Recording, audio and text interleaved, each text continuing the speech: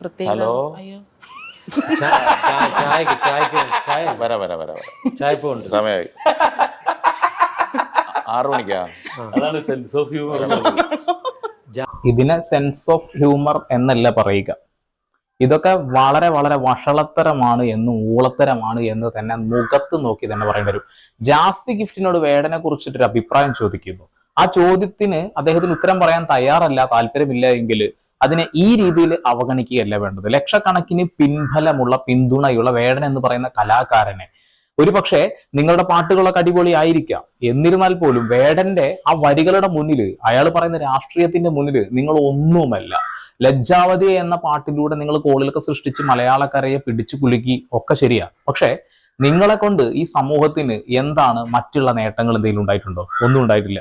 ശരിയാണ്, music therapy എന്ന് പറയുന്നത് ഏറ്റവും നല്ലത് തന്നെയാണ്. പക്ഷേ വേടൻ മ്യൂസിക് തെറാപ്പി